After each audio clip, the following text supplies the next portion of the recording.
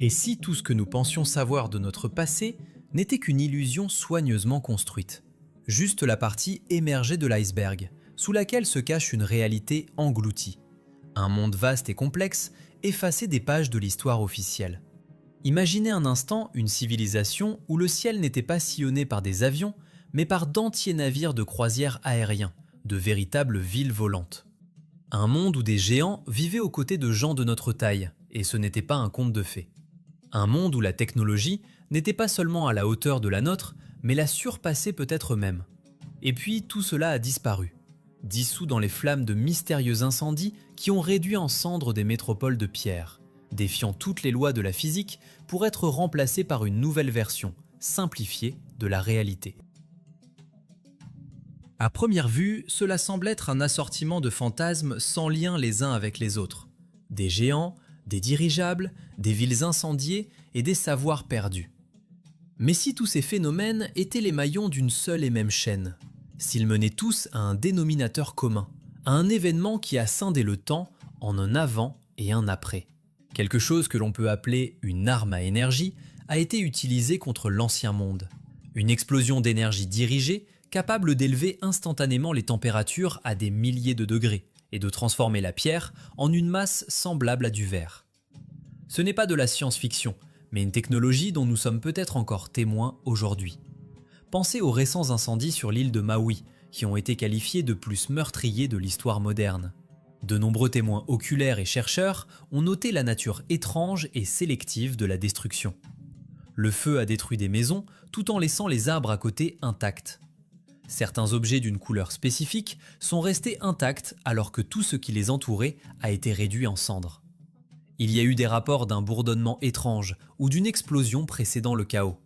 C'était un incendie qui ne se comportait pas selon les lois de la nature, mais selon un programme défini.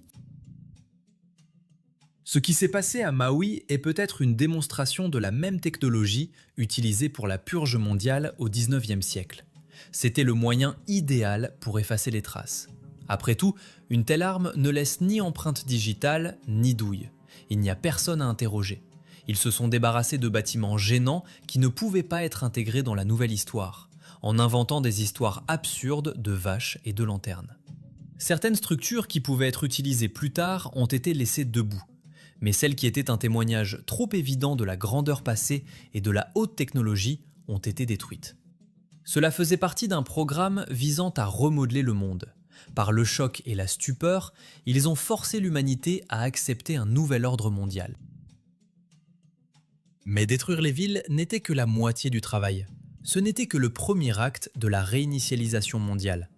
Une fois les incendies éteints, seules des ruines vides et calcinées subsistaient là où se dressaient autrefois de majestueuses métropoles. Ces vastes territoires devaient être repeuplés, avec de nouvelles personnes qui ne se souviendraient pas de l'ancien monde, qui ne sauraient rien des géants et des villes volantes. Des gens pour qui une nouvelle histoire pouvait être écrite à partir d'une page blanche. Comment cette opération sans précédent de réinitialisation de l'humanité elle-même a-t-elle été menée ?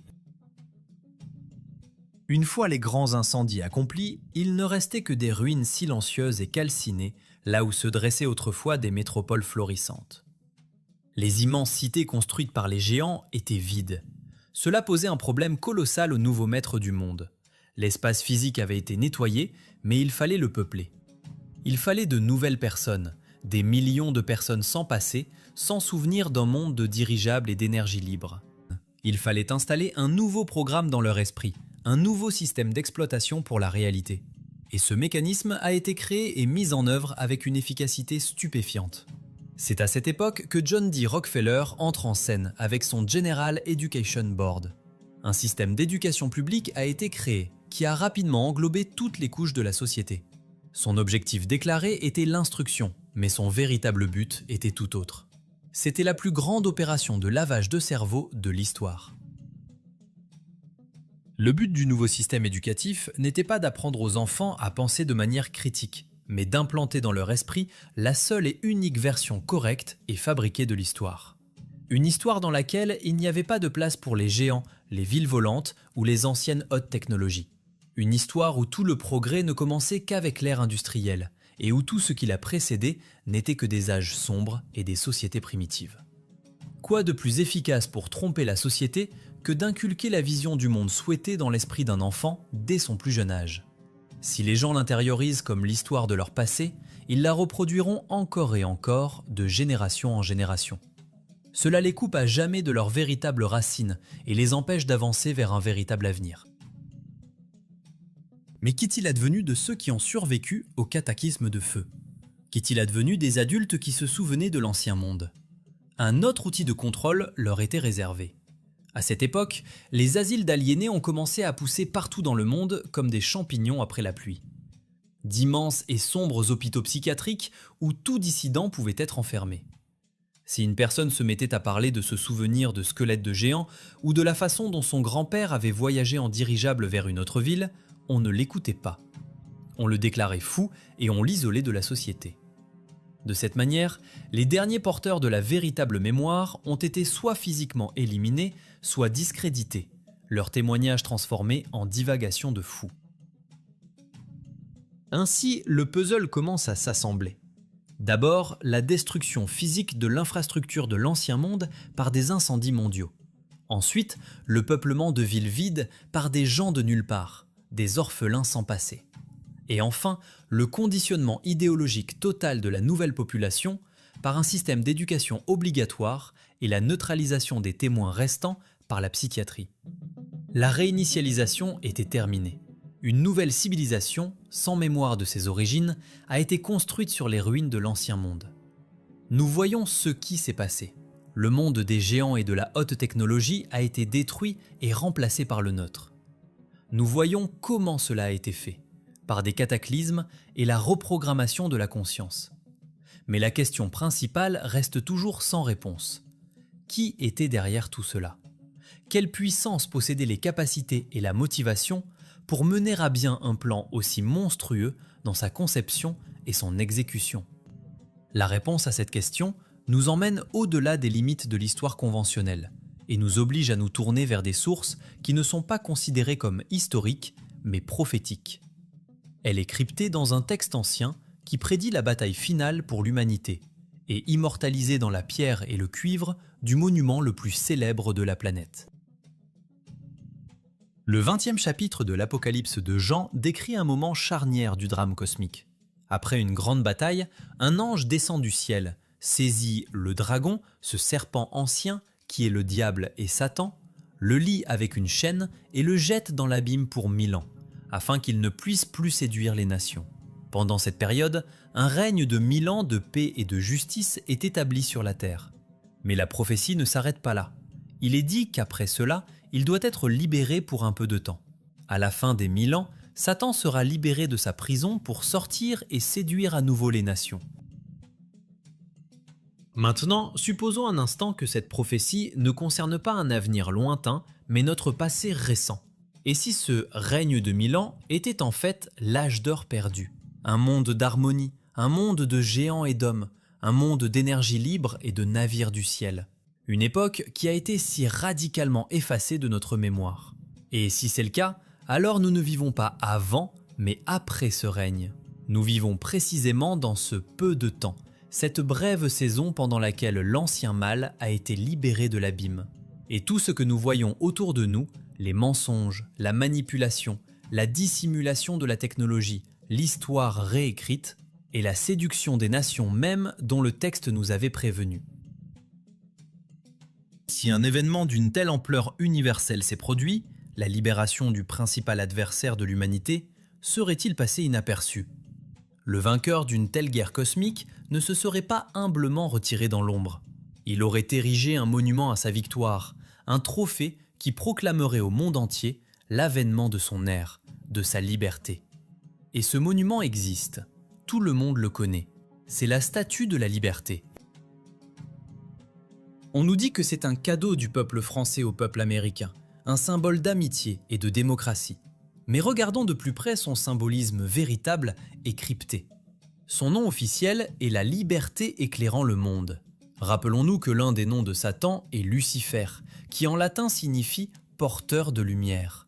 Les textes bibliques avertissent explicitement que le diable peut se déguiser en ange de lumière pour tromper les gens avec sa fausse lumière, sa fausse connaissance et sa fausse liberté.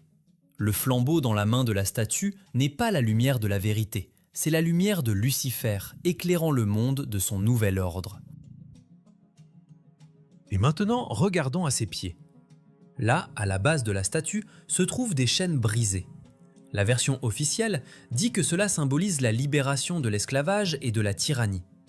Mais dans le contexte de la prophétie, ce symbole prend un sens beaucoup plus sinistre. C'est une illustration littérale de la libération de l'abîme. Ce sont les chaînes brisées qui ont lié le serpent ancien pendant 1000 ans. La statue ne célèbre pas la liberté de l'humanité, mais la liberté de son geôlier. Qui étaient les créateurs de ce monument ? Le sculpteur, Auguste Bartholdi, comme beaucoup d'autres participants au projet, étaient des membres de haut rang de loges maçonniques. Une plaque maçonnique est placée sur la première pierre du piédestal de la statue, indiquant qu'elle a été posée par le grand maître des maçons de l'État de New York. Dans les enseignements ésotériques qui imprègnent la haute philosophie maçonnique, Lucifer est souvent considéré non pas comme le mal absolu, mais comme le porteur de la connaissance interdite et le libérateur de l'humanité de l'ignorance. Pour eux, éclairer le monde a une signification très spécifique. De plus, l'apparence de la statue présente une ressemblance frappante avec certaines œuvres d'art classiques sur le même thème. Considérez le tableau de Thomas Stothard, Satan convoquant ses légions. La pose, la couronne de rayons, la présence imposante générale, la similitude est évidente. Ou regardez le tableau de John Martin, Pandemonium, représentant la capitale de l'enfer. Là aussi, nous voyons des motifs qui ont ensuite été incarnés dans le monument de New York. Ce ne sont pas des coïncidences aléatoires, mais les maillons d'une seule chaîne iconographique. Donc, tout concorde. Le nom, faisant allusion à Lucifer, le flambeau de la fausse lumière, les chaînes brisées, symbolisant la fin de la captivité, les créateurs francs-maçons qui l'ont imprégné de leur sens sacré. Si la Statue de la Liberté est bien un monument célébrant la libération de Satan et le début de sa courte saison de règne sur la terre, alors la date qu'elle tient dans ses mains cesse d'être simplement la date de la signature de la Déclaration d'indépendance. Elle devient un point de départ, l'heure zéro d'une nouvelle ère. Et cela nous permet non seulement de comprendre quand cette période de tromperie a commencé, mais aussi de faire une prédiction effroyablement précise sur la date à laquelle elle pourrait se terminer. Si la Statue de la Liberté n'est pas un symbole d'espoir, mais un trophée monumental proclamant la libération d'un mal ancien, alors ce n'est pas seulement un monument, mais une horloge cosmique géante. Et la date inscrite sur la tablette qu'elle tient à la main n'est pas une simple référence historique, c'est un point de départ. L'heure zéro d'une nouvelle ère, lancée à minuit le 4 juillet 1776. C'est à partir de cette date que commence le compte à rebours de ce peu de temps alloué à la séduction des nations. Mais quelle en est la durée ? La prophétie nous donne un indice. L'auteur utilise un terme qui, dans certaines traductions, sonne comme une courte saison. Et qu'est-ce qu'une saison ? Dans notre compréhension habituelle, une saison est un quart d'une année entière. Il est logique de supposer que ce principe est également valable à une échelle cosmique. Si le règne complet a duré 1000 ans, alors une courte saison devrait être un quart de cette période. Maintenant, faisons un calcul simple mais glaçant. 1000 ans divisé par 4 nous donne 250 ans. C'est la durée de ce peu de temps pendant lequel le serpent ancien a été libéré de l'abîme. Maintenant, prenons la date de départ inscrite sur le monument de sa libération, 1776, et ajoutons-y la durée de son règne, 1776 plus 250. Le résultat est 2026. Toute notre histoire telle que nous la connaissons s'inscrit dans ce court laps de temps. Maintenant, tout s'éclaire. La destruction de l'Ancien Monde, que nous appelons provisoirement Tartarie, n'était pas un événement de l'histoire ancienne. C'était la première et la plus importante tâche du nouveau pouvoir qui a pris ses fonctions à la fin du XVIIIe siècle. Il était nécessaire d'effacer tous les souvenirs du règne de 1000 ans précédent, de détruire ses porteurs, ses technologies et son architecture. Les grands incendies du XIXe siècle n'étaient pas un accident, mais une politique délibérée de la terre brûlée. nettoyer le territoire avant de reconstruire. Nous sommes la génération qui se trouve au seuil de la fin de cette courte saison. Le temps imparti est écoulé. Le bail cosmique expire en 2026.